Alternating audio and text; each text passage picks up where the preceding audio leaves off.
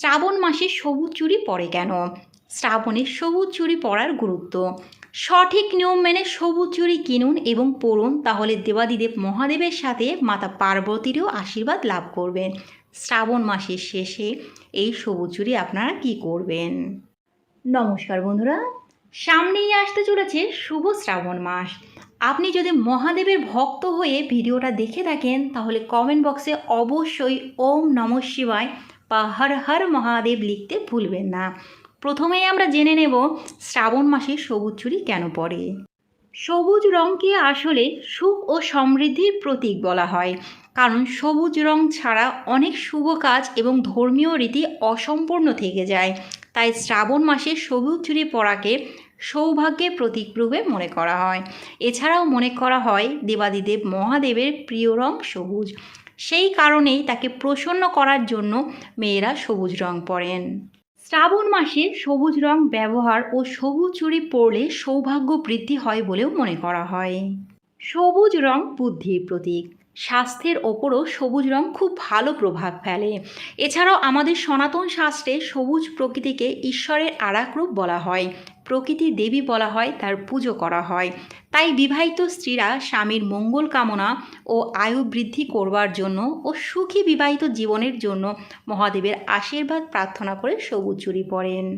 এছাড়াও মনে করা হয় যে শ্রাবণ মাসে সবুজ চুড়ি পরলে দেবাদিদেব মহাদেবের পাশাপাশি মাতা পার্বতীও খুব প্রসন্ন হন।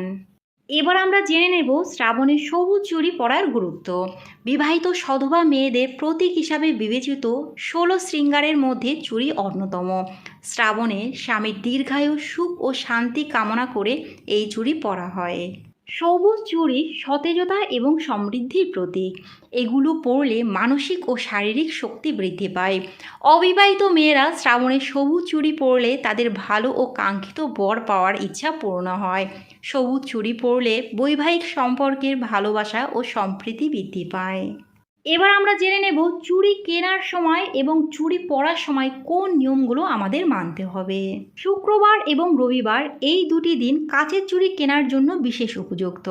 শ্রাবণ মাসে যদি আপনাদের কাচের চুড়ি পরতে ইচ্ছা হয় তাহলে কেনার জন্য এই দুটো দিনের যে কোনো একটি দিনকে বেছে নিতে পারেন। শনিবার এবং মঙ্গলবারে চুড়ি কিনবেন না এবং এই দুটি দিনে চুড়ি পরবেন না। আপনি নিজের জন্য যখন কাচের চুড়ি কিনবেন তখন অন্য বিবাহিত বা এও স্ত্রী 3 জন বা 5 জনের জন্য কাচের চুড়ি কিনবেন। সবুজ কাচের চুড়ি সৌভাগ্যের প্রতীক। আপনি নিজে যেহেতু সৌভাগ্যবতী হবেন, তাই অন্যের সৌভাগ্য বৃদ্ধিতে আপনাকে সহায়তা করতে হবে। রাতের বেলা কাচের চুড়ি কেনা বা পরা যাবে না। সকালবেলা অথবা বিকালবেলা এই চুড়ি কিনতে ও পরতে হবে, এতে মাতা পার্বতীর বিশেষ কৃপা লাভ হয়। কাচের চুড়ি কেনার সময় একটু দেখে শুনে সাবধানে কিনবেন, যাতে এতে ফাটা বা ভাঙা দাগ না থাকে।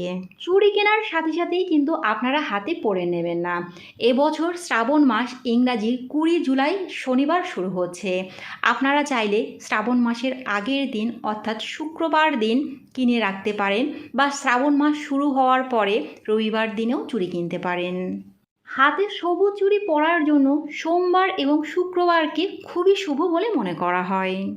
সোমবার বা শুক্রবার আপনারা যেদিন চুড়ি পরবেন সেই দিন ঘুম থেকে উঠে সকাল সকাল স্নান করে দেবাদিদেব মহাদেবের পুজো করে নেবেন।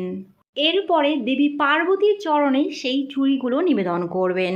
এরপরে শিবের ধ্যান করার সময় ওম নমঃ শিবায় মন্ত্রটি 108 বার জপ করুন।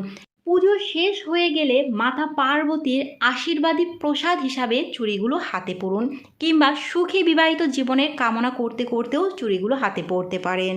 শ্রাবণ মাসে সবুজ চুড়ি পরলে পুরো শ্রাবণ মাস নিরামিষ খাবার খাওয়ার চেষ্টা করবেন। যদি আপনাদের পক্ষে সেটি কোনোভাবে সম্ভব না হয় তাহলে অবশ্যই শ্রাবণ মাসে প্রতি সোমবারগুলো মানবেন, মহাদেবের পুজো করবেন।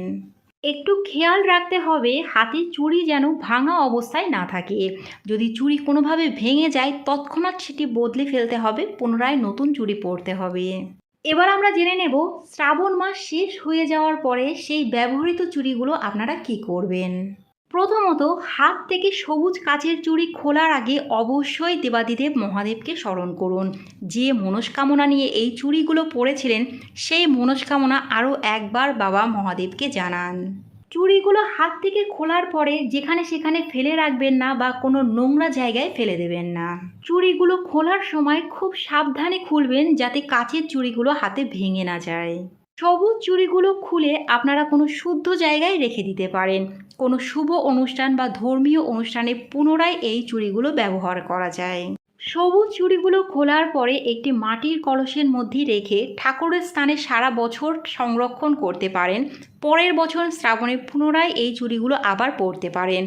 নতুন চুড়ি পরলেও কোনো ক্ষতি নেই, তবে এগুলোও আবার পরা যেতে পারে। এছাড়াও এই চুড়ি গঙ্গায় বিসর্জন দেওয়ারও রেওয়াজ রয়েছে, সেটিও করতে পারেন, তবে আবর্জনা স্তূপে ভুলেও এই চুড়িগুলো ফেলে রাখবেন না। সবুজ চুড়িগুলো কোনো ধর্মীয় স্থানেও দান করা যেতে পারে। বন্ধুরা, আজকের ভিডিওটা এই পর্যন্তই। যদি ভালো লাগে লাইক, কমেন্ট এবং শেয়ার করবেন। পরবর্তী ভিডিওর আপডেট পাওয়ার জন্য চ্যানেলটি সাবস্ক্রাইব করে পাশে থাকবেন। নমস্কার।